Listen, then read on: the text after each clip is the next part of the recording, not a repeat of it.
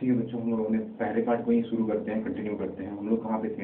हम लोग day to day life में एक्सपेरिमेंट एग्जाम्पल देख रहे थे कि मतलब कैसे हमारे आसपास में अलग अलग टाइप के जो केमिकल चेंजेस हैं वो होती हैं। ठीक है, उसमें ही पहला जो एग्जाम्पल था मतलब जो मैं आपको बता रहा था वो आयरन के बारे में बता रहा था। आयरन के बारे में मैं क्या कह रहा था कि आयरन जो है उसकी प्रॉपर्टी है कि अगर उसको रस्ट पकड़ना है, यानी अगर उसमें रस्टिंग होना है तो वो रस्टिंग तभी होगा जब वाटर और एयर दोनों साथ में हो।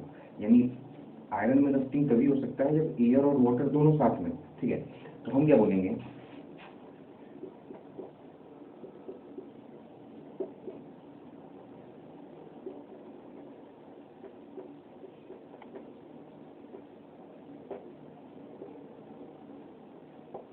तो ये है आयरन। आयरन का कोई भी मटेरियल, ठीक है, ये हमारा O2। O2 कहाँ से आ रहा है? ये एयर से आ रहा है। ठीक है, तो आयरन और O2 और प्लस में वाटर मॉलिक्यूल, यानी बारिश से हो, किसी भी कारणवश हो, ठीक है, वाटर मॉलिक्यूल, ये सब जब मिलेंगे तो फॉर्मूला बनेगा Fe2O3 डॉट XH2। अच्छा, यहाँ पे X क्यों लिखा मैंने? X यहाँ लिखने का मतलब है कि वो अननोन मॉलिक्यूल है, यानी हमें नहीं पता कि वाटर का कितना सा मॉलिक्यूल है वो। ठीक है, तो वो अननोन मॉलिक्यूल है, इसलिए वहाँ पे X मॉलिक्यूल्स ऑफ H2O लिखा गया है, Fe2O3.XH2। अभी ये बैलेंस नहीं है तो हम बैलेंस समझा भी नहीं, इसको बैलेंस भी नहीं करेगा, आपको कंसेप्ट समझा दे क्या है। अच्छा, ये हम क्या बोलेंगे कि ये क्या होगा? ये रस्ट होगा। ठीक है, ये जंक होगा। तो हम क्या बोलेंगे कि रस्टिंग ऑफ आयरन भी क्या है? केमिकल चेंज ही है, क्योंकि इसमें जो ये प्रोडक्ट बन रहा है वो भी क्या है? डिफरेंट है इन सब चीजों से। ठीक है, एक नई चीज बनकर निकल रही है और ये चीज कभी बैक नहीं करने वाली है। यही तो केमिकल चेंज का प्रोसेस कंसेप्ट है कि वो कभी भी बैक नहीं करने वाला। ठीक है, तो ये बात है। इसी तरीके से हम लोग अपने लाइफ में देख सकते हैं कि और भी बहुत सारे एग्जाम्पल है, जैसे कि आप दूध रखो, वो कुछ समय बाद क्या हो जाता है? खट्टा हो जाता है। ठीक है, तो वो सब क्या है? केमिकल चेंज है, केमिकल रिएक्शन है। एयर में रखने से खट्टा हो जाएगा, ये सब केमिकल चेंज है। अच्छा, जैसे आप सेव काट के रखते हो, जब सेव काट के रखते हो तो देखते हो जब सेव काट के थोड़ी देर रखोगे तो पीला हो जाता है, मतलब वो रेडिश कलर का हो जाता है। ठीक है, तो वो भी क्या है? केमिकल चेंज है। जो सेव आप काट के रखते हो जो रेडिश होता है वो भी क्या है? केमिकल चेंज है। उसी तरीके से जो हम खाना खाते हैं वो खाना हमारे अंदर जाता है, स्टमक में से बहुत सारे एसिड्स या एंजाइम्स जो होते हैं वो अलग अलग टाइप के निकलते हैं, उनको डाइजेस्ट करते हैं, उनको ब्रेक डाउन करते हैं, और वहाँ भी क्या चल रहा होता है? केमिकल चेंज ही चल रहा होता है, जिससे अलग अलग टाइप के मॉलिक्यूल प्रोड्यूस होते हैं जो हमारे बॉडी के लिए बेनिफिशियल होते हैं और हमारी लाइफ को सस्टेन कर पाते हैं। ठीक है, तो ये सारी चीजें, ये जो जितने सारे फ्रूट्स हैं जो पक रहे हैं, पत्ते गिर रहे हैं, पत्ते मतलब सब चीजें, मतलब हम ये बोल सकते हैं कि हमारी जो लाइफ है वो सस्टेन ही करती है केमिकल चेंज के बेस पे। ठीक है, हमारी जो लाइफ है वो सस्टेन करती है केमिकल चेंजेस के बेस पे। अगर ना हो तो हमारे लाइफ को सस्टेन करना बहुत ही मुश्किल हो सकता है। तो ये थी, उसके बाद इंट्रोडक्शन था आपको इसके बारे में। ठीक है, अब हमारा जो अगला टॉपिक है वो है आइडेंटिफिकेशन या क्लासिफिकेशन ऑफ केमिकल रिएक्शन।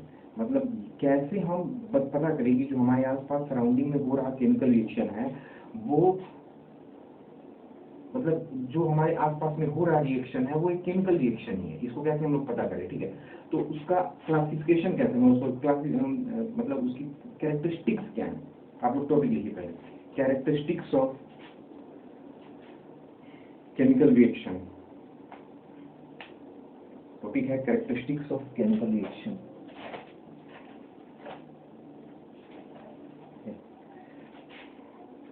चलिए देखिए, इसमें 4-5 चीजें हैं जिसके बेस पे आपको समझना है। मतलब 4-5 चीजें हैं, वो उसमें से कोई भी अगर एक हो रहा है, ठीक है, तो आप बोल सकते हो कि वो क्या हो रहा है? केमिकल रिएक्शन हो रहा है। जैसे मैं आपको बोल देता हूँ, या किसी रिएक्शन के तहत कोई रिएक्शन अगर हो रहा है और उसी के टाइम में अगर उसमें से गैस निकलने लगी, ठीक है, तो बोलेंगे केमिकल रिएक्शन हो रहा है। अगर कोई रिएक्शन हम लोग करवा रहे हैं, अगर उसका टेम्परेचर चेंज हो जाए, या तो वो बर्तन जिसमें हम लोग रिएक्शन करवा रहे हैं दो चीजों को मिला के, अगर उसका टेम्परेचर ज्यादा बढ़ जाए या उसका टेम्परेचर घट जाए तो हम बोलेंगे केमिकल रिएक्शन हो रहा है। अगर हम दो चीजों को मिला रहे हैं, लाल पीले, कोई लाल कलर का लिक्विड है, कोई पीले कलर का लिक्विड है, या कोई कलरलेस दो लिक्विड है, जब मिलाने पे वो पीला हो जाए, लाल हो जाए, मतलब हम बोलेंगे कि कलर चेंज अगर हो जाए तो भी वो क्या होगा?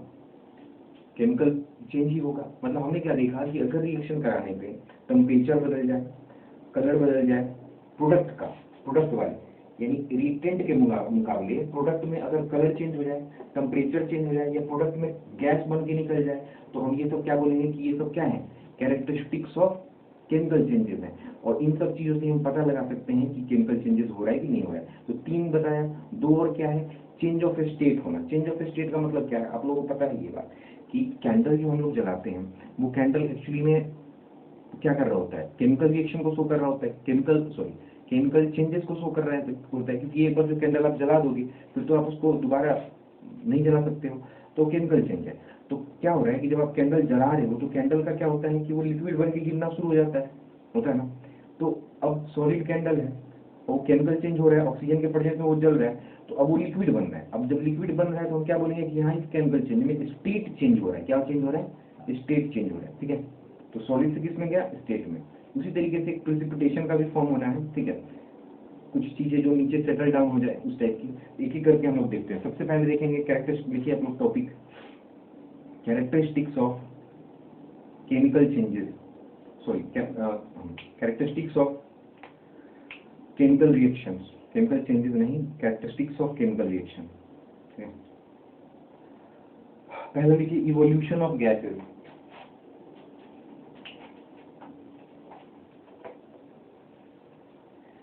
कैरेक्टरिस्टिक्स ऑफ केमिकल चेंजेस में पहला चीज लिखेंगे आप लोग इवोल्यूशन ऑफ गैसेस।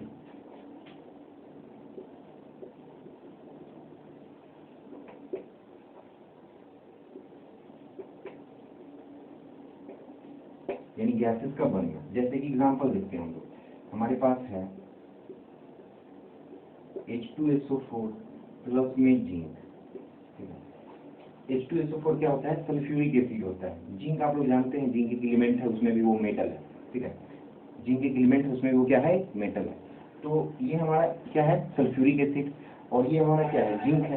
तो हम क्या बोल रहे हैं कि जब हम लोग,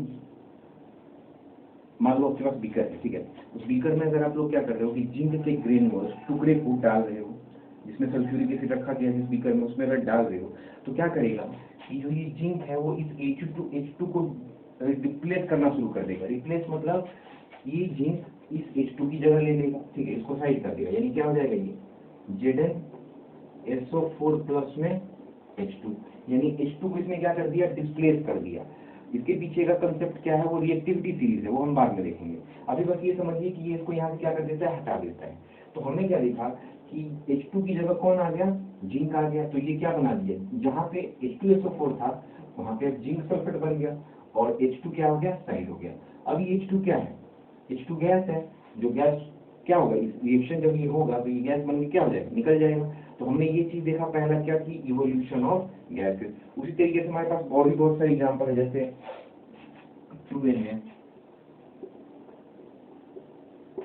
2Na प्लस में 2H2O। अच्छा देखिए, इसके पीछे समझिए, ये है सोडियम, Na क्या है, सोडियम, ये क्या है, H2O, ये है वाटर। तो जब वाटर के साथ सोडियम रिएक्ट करता है तो सोडियम बहुत ज्यादा रिएक्टिव मेटल होता है। जब रिएक्ट करता है तो ये क्या फॉर्म करता है, मेटल हाइड्रोक्साइड को फॉर्म करता है। मेटल हाइड्रोक्साइड, हाइड्रोक्साइड क्या होता है, OH आयन जो होते हैं हाइड्रोक्साइड होते हैं, ठीक है। तो हम क्या बोलेंगे यहाँ पे, ये क्या होगा, NaOH, ठीक है, ओके। अब यहाँ पे हम लोग ने 2 लगा दिया। अच्छा एक काम करो, 2 का कंसेप्ट छोड़ो, अभी हमें 2 से कोई मतलब नहीं।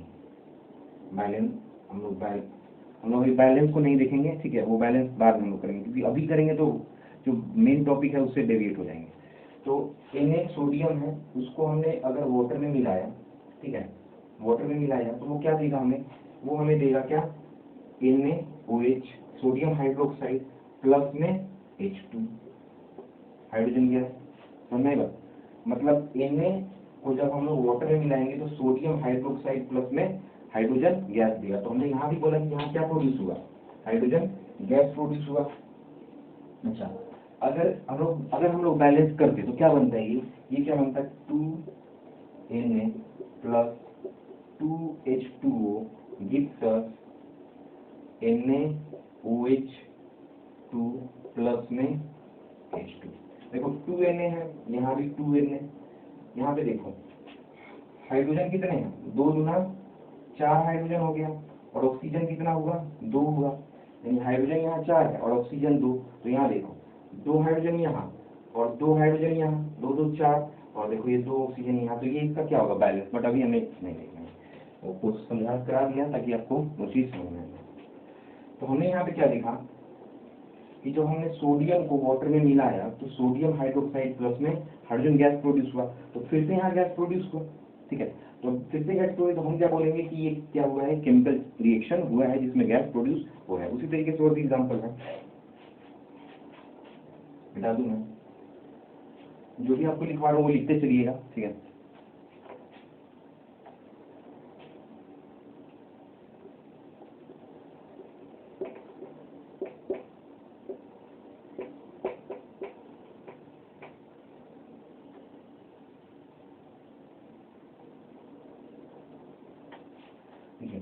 Calcium carbonate, calcium carbonate CaCO3 को जब हम लोग हीट करें, अच्छा एक चीज ये समझो, अभी तक आपको मैंने जिस तरीके से पढ़ाया है उस तरीके से आपको ये लग रहा होगा कि केमिकल रिएक्शन होने के लिए कम से कम 2 रिएक्टेंट का होना जरूरी है,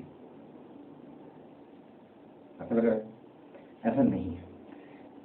ऐसा भी हो सकता है, देखो जब दो चीजें मिलेंगी तो हम ये बोलेंगे कि वो कंबाइन हो कि केमिकल रिएक्शन कर रहे हैं, बट ऐसा भी हो सकता है कि कोई एक चीज है जो दो चीजों में टूट जाए, वो भी केमिकल रिएक्शन होगा। तो वही चीज यहाँ पे हो रहा है, कैल्शियम कार्बोनेट के साथ कोई दूसरा नहीं है, अकेला है, बट इसको जब हम लोग हीट करेंगे, जब इसको टेम्परेचर राइज करेंगे तो ये किसमें टूट जाएगा, कैल्शियम ऑक्साइड प्लस में CO2, जैसे कैसे हुआ CaCO3, कैल्शियम के साथ O3 तीन है तो एक आ जाएगा, और क्या बच जाएगा, जब O3 चला गया तो क्या बचा, CO2 बचा, क्योंकि कि एक ऑक्सीजन इधर चला गया तो 2 ऑक्सीजन बचा होगा तो CO2 आ गया, ठीक है।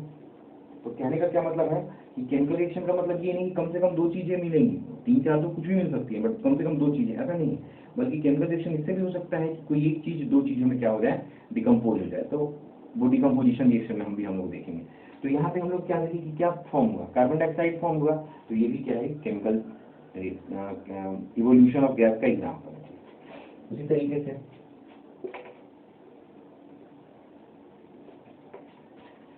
तो इवोल्यूशन ऑफ गैस के बारे में इतना सारा आपका वो था जो आपको बता दिया गया, ठीक है। इसका दूसरा देखिए, दूसरा है चेंज इन कलर।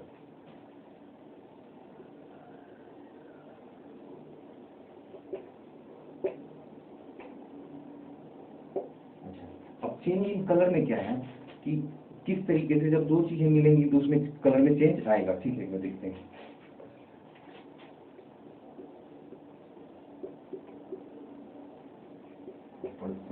प्लस में Fe हमको दे देगा क्या, FeSO4।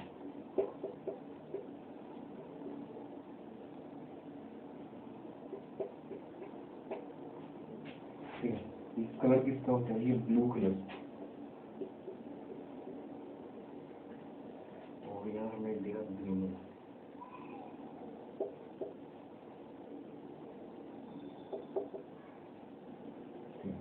देखिए थोड़ा सा मैं क्या बोल रहा हूँ कि कॉपर सल्फेट, जो कॉपर सल्फेट पाउडर फॉर्म होता है उसको जब हम लोग पानी में मिलाते हैं तो हम क्या बोलेंगे, aqueous solution of copper sulphate. तो वही पे यहाँ पे लिखा हुआ है कॉपर सल्फेट, ब्रैकेट में क्या लिखा हुआ है, AQ मतलब एक्वस सॉल्यूशन।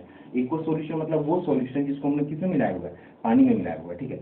तो कॉपर सल्फेट का एक्वस सॉल्यूशन में जब हम लोग आयरन के छोटे छोटे पीसेस करके डालते हैं, एस क्या है, सॉलिड, आयरन सॉलिड होता है, ठीक है। जब हम लोग डालेंगे तो क्या फॉर्म कर देगा, आयरन इसको हटा देगा, और ये क्या फॉर्म कर देगा, FeSO4 यानी आयरन सल्फेट, जो कि जो कॉपर सल्फेट था अब वो किसमें बदल जाएगा, आयरन सल्फेट में बदल जाएगा, और प्लस में क्या होगा, कॉपर। अच्छा, कॉपर सल्फेट को जब पानी में मिलाते हैं तो उसका कलर कैसा होता है, ब्लू कलर का होता है, बट जब आयरन सल्फेट फॉर्म होगा तो ब्लू कलर का नहीं होगा, बल्कि किस कलर का चेंज हो जाएगा, ग्रीनिश, मतलब हरा कलर में चेंज हो जाएगा। तो हमने क्या देखा कि केमिकल रिएक्शन में रिएक्टेंट में तो कलर कुछ और दिखा रहा था, बट प्रोडक्ट में कलर कुछ और हो चुका है। तो ये भी क्या है, एग्जाम्पल है केमिकल रिएक्शन का, ठीक है, और जिसमें क्या शो कर रही है, चेंज इन कलर को शो कर रहा है। उसी तरीके से और भी एग्जाम्पल देखिए,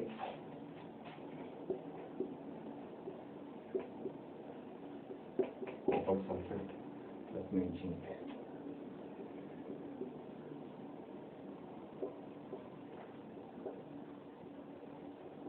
यहाँ भी कॉपर सल्फेट ब्लू था तो यहाँ भी कॉपर सल्फेट क्या रहेगा, ब्लू रहेगा।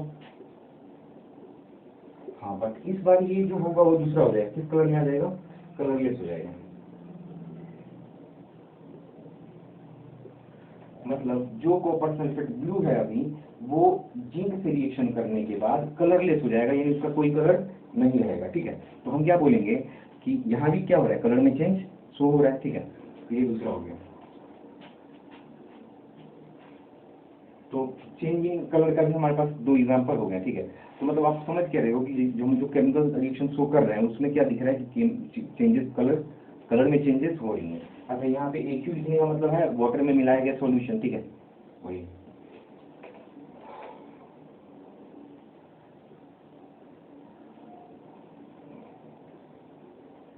ठीक है, तो तीसरा है आपका चेंज इन टेम्परेचर।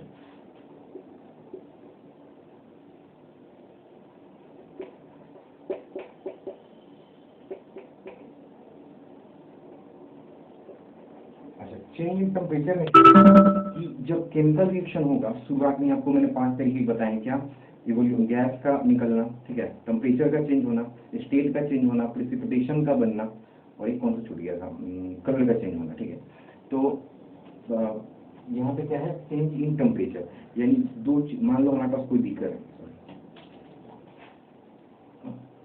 मान लो हमारे पास कोई बीकर है। ठीक है, उसमें हमने दो चीज़ों को मिलाया। ठीक है, या कोई चीज़ रखा हुआ है उसमें कोई दूसरी चीज़ को मिलाया, उसके बाद उस बीकर को अगर हम लोग छू रहे हैं, टच कर रहे हैं, तो या उसका टेम्परेचर बढ़ गया हो, यानी वो हीटअप हो रहा हो, गर्म हो गया हो, या उसका टेम्परेचर घट गया हो, ऐसी संभावनाएं भी हो सकती है। तो इसी चीज़ को क्या कहेंगे कि केमिकल रिएक्शन में क्या हो सकता है, टेम्परेचर में भी चेंज हो सकता है। ठीक है, मतलब कि समझो, एग्जाम्पल देखो इसको कहेंगे।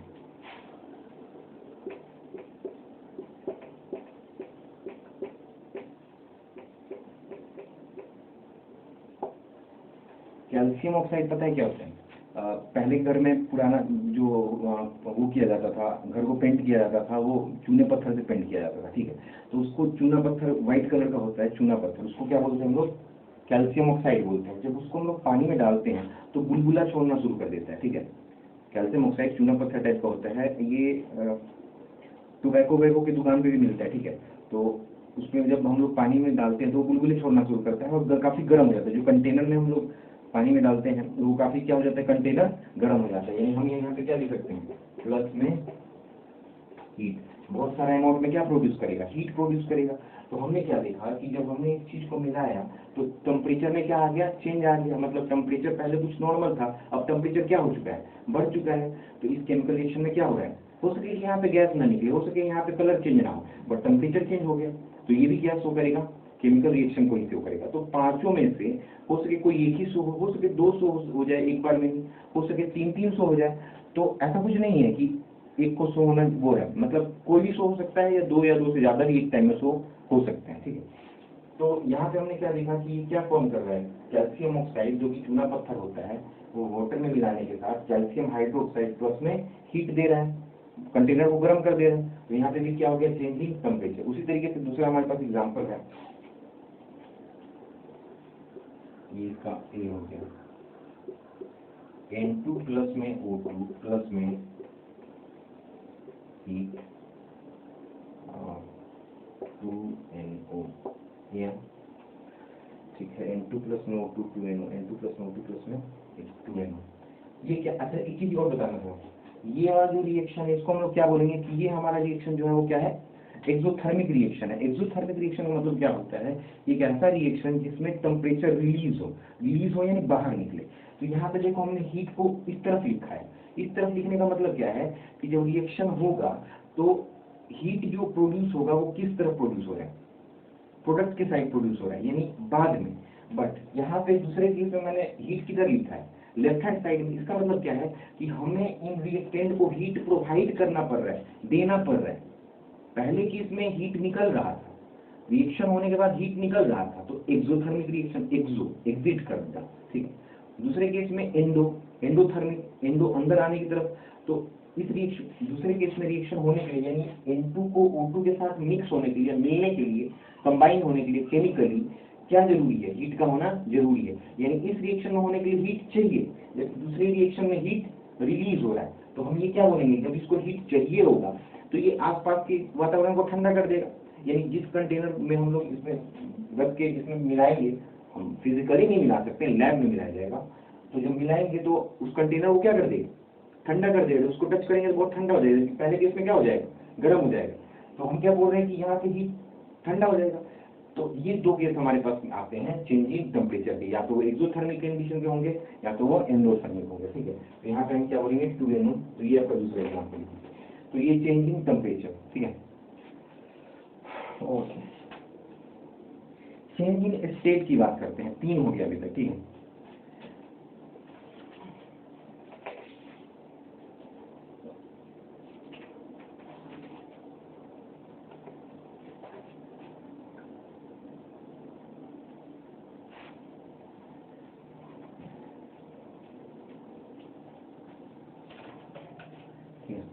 अब चेंज इन स्टेट में क्या है कि स्टेट में चेंज आना, कि हो सके रिएक्टेंट जो है वो सॉलिड हो या वो लिक्विड हो तो वो गैस में बदल जाए, या वो दोनों गैस हो तो वो लिक्विड में बदल जाए।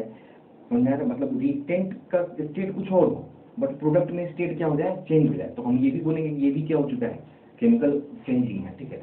मतलब केमिकल चेंज में ही ये सारी चीजें हो सकती हैं, फिजिकल चेंज में आपको ऐसा कुछ देखने को नहीं मिलेगा, उनका टेम्परेचर बदल गया, ऐसा कुछ हो गया, इस टाइप की चीजें, या उनका कोई भी प्रॉपर्टी में चेंज आना, उस टाइप की चीजें आपको वहां देखने को नहीं मिलेगा, ठीक है। तो हम क्या बोल रहे हैं कि यहाँ पे फिर से चेंज इन स्टेट का मतलब है, ठीक है। अब देखिए आप लोग,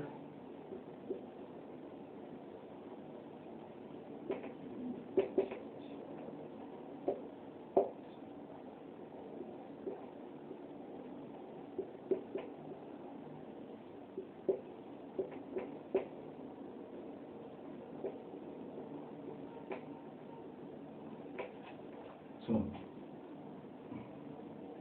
वो 2 नहीं लिखना चाहिए। H2 है, क्या होता है, हाइड्रोजन गैस होता है। O2 है, क्या होता है, वो गैस होता है। फिर ये 2 नहीं लिखना चाहिए, क्या बनाएगा, H2O बनाएगा, यानी H2O2 मिलके क्या बनाएगा, H2O, यानी हाइड्रोजन और ऑक्सीजन मिलके क्या बनाते हैं, वाटर। हम लोग जानते हैं हाइड्रोजन किस स्टेट में है, ब्रैकेट में। अभी आपको केमिकल इक्वेशन जब लिखवाएंगे ना तो ये सब का मतलब समझ में आ जाएगा, गैस, सॉलिड, एक्वस, सॉल्यूशन में सब डिस्क्राइब है। बट क्योंकि आपको यहाँ थोड़ा समझाना है, और मैं यहाँ पे देखो, यहाँ पे बुक्स में क्या है कि बस ये बता के छोड़ दिया गया है कि चेंजिंग टेम्परेचर, चेंजिंग स्टेट, ये सब एग्जाम्पल नहीं दिया है। बट अगर मैं कुछ आपको यहाँ समझा रहा हूँ तो मेरा ये फर्ज बनता है कि मैं आपको यहीं पे इसका एग्जाम्पल दे दूँ, ठीक है। बस ऐसे ही पढ़ाता हूँ। तो यहाँ पे क्या है कि H2 जो है वो गैस, O2 जो है वो भी गैस, तो यहाँ पे 2 को हटाओ तो ये क्या है, H2O है, जो कि क्या होगा, H2O तो हम लोग जानते हैं कि वो गैस होता नहीं, वो किस फॉर्म का होता है, लिक्विड फॉर्म का होता है।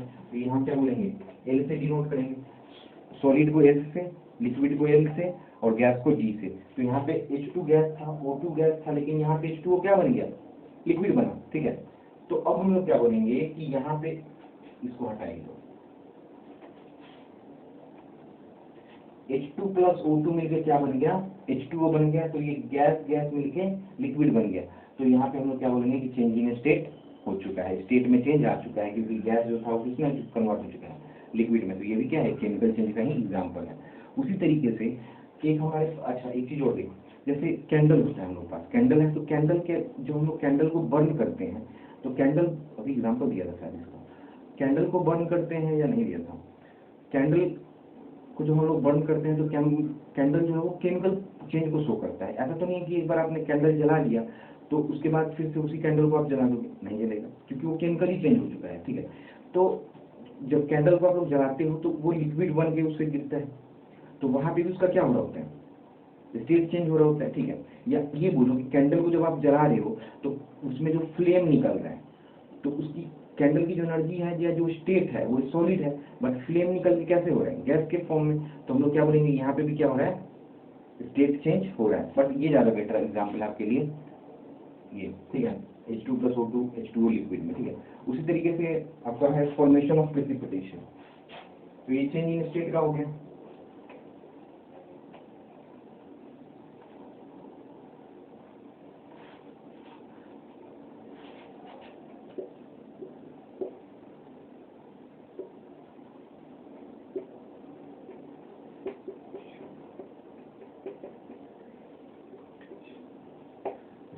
फॉर्मेशन ऑफ प्रेसिपिटेशन का मतलब क्या है कि प्रेसिपिटेशन का मतलब, जब मान लो आप दो लिक्विड चीजें मिला रहे हो, ठीक है, बट आप जब मिला रहे हो तो उसके मिलाने से एक प्रोडक्ट ऐसा आ जाए जो थोड़ा सा मतलब सॉलिड टाइप का हो, सॉलिड इन द सेंस नहीं कि मतलब वो थोड़ा सा टाइट हो, थोड़ा सॉलिड हो, और वो क्या हो जाए, बैठ जाए नीचे, समझ रहे हो? नहीं, जैसे मान लो आपने 2 लिक्विड मिला है, मैं बताता हूँ जैसे AgNO3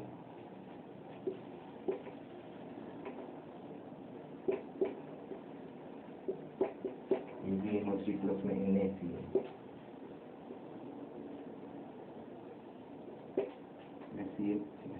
ये हमें देगा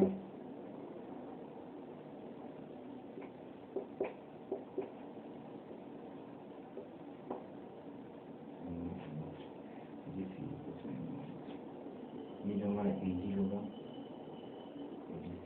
एक मिनट,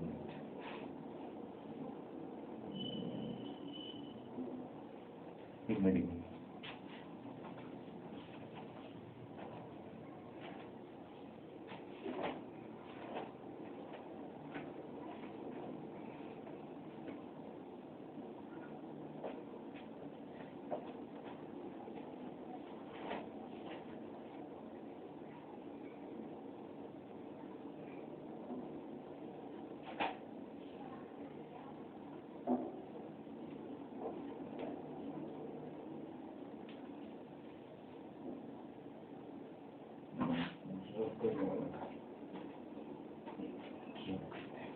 ठीक है। AgNO3 जो है वो है क्या है, Ag जो है सिल्वर है, तो AgNO3 मतलब सिल्वर नाइट्रेट, NaNaCl मतलब सोडियम क्लोराइड, तो इन दोनों का इक्वल सॉल्यूशन होना चाहिए, इक्वल सॉल्यूशन यानी वाटर में मिला हुआ सॉल्यूशन। तो AgNO3 प्लस में NaCl, जब ये दोनों मिलेगा तो यहाँ पे AgCl प्लस में क्या बनेगा, NaNO3 बनेगा। तो यहाँ पे हम क्या बोलेंगे कि यहाँ पे जो AgCl है, जो ये AgCl है, ये क्या फॉर्म कर देगा, प्रिसिपिटेशन को फॉर्म करेगा, ठीक है। और ये दोनों लिक्विड थे, एक सॉल्यूशन लिक्विड थे, लेकिन इसके बाद ये प्रिसिपिटेशन फॉर्म कर देगा, और प्रिसिपिटेशन फॉर्म उसी सॉल्यूशन में क्या हो जाएगा, नीचे बैठ जाएगा, यानी थोड़ा सॉलिड बन के क्या हो जाएगा, नीचे बैठ जाएगा। तो इस टाइप को हम क्या बोलेंगे, जैसे हम बताते हैं, जैसे मान लो आपने पानी में गीली मिट्टी में मिट्टी डाला, ठीक है, तो थोड़ी देर बाद वो मिट्टी क्या हो जाता है, वो इसमें नीचे हो जाकर क्या हो जाता है, सेटल हो जाता है, बैठ जाता है। उसी तरीके से AgCl जो होगा क्या हो जाएगा, उसमें नीचे जाके सेटल हो जाएगा, बैठ जाएगा।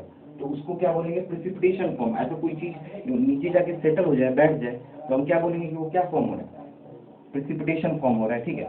अवक्षेपण बोलते हैं इसको शायद हिंदी में। तो वो जाके नीचे क्या हो जाए, सेटल हो जाता है। उसका एक दूसरा एग्जाम्पल देखिए,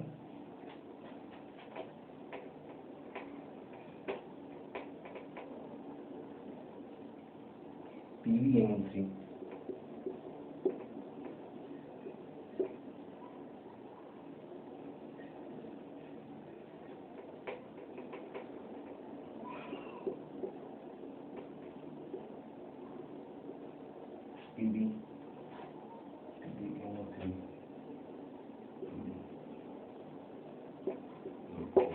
प्लस में है 2Ki,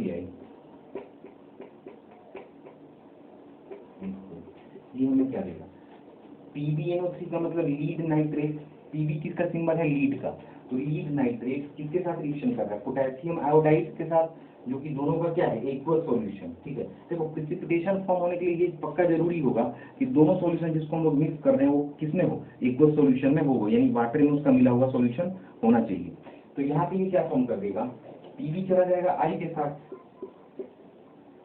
PbI2 प्लस में या आपको दे देगा PbI2 प्लस में 2KNO3, मतलब कि Pb जो है वो चला गया किसके साथ, I के साथ, आयोडीन के साथ, ठीक है। और उसने क्या दे दिया, लीड आयोड, मतलब ये क्या दे दिया, लीड आयोडाइड दे दिया, ठीक है। अच्छा, उसके अलावा पोटेशियम किसके साथ चला गया, NO3 के साथ, और उसने क्या दे दिया, पोटेशियम नाइट्रेट। तो हम यहाँ क्या बोलेंगे कि ये जो PbI2 है, ये क्या है, एक प्रिसिपिटेशन फॉर्म होगा, और इस दोनों सॉल्यूशन में जाके कहाँ हो जाएगा, नीचे सेटल हो जाएगा, बैठ जाएगा। यानी देखो सुनो, थोड़ा बड़ी सिंपल सी लैंग्वेज में समझो कि जब दो चीजें, दो लिक्विड की चीजों को, इक्वल सॉल्यूशन की चीजों को कुछ कंपाउंड्स के जब मिलाएंगे, तो उनमें अभी कुछ ऐसा चीज नहीं है जो जाके नीचे बैठ जाए, बल्कि बिल्कुल यूनिफॉर्म मिक्स है। बट जब रिएक्शन होगा तो उनके पास एक ना एक प्रोडक्ट ऐसा बनेगा जो नीचे जाके क्या हो जाएगा, सेटल हो जाएगा, बैठ जाएगा। उसमें से कोई सा भी प्रोडक्ट हो सकता है ये, लेकिन वो डिपेंड करेगा कौन सा प्रिसिपिटेशन फॉर्म हो रहा है, वो जाके नीचे सेटल हो जाएगा। इसको क्या बोलेंगे हम लोग,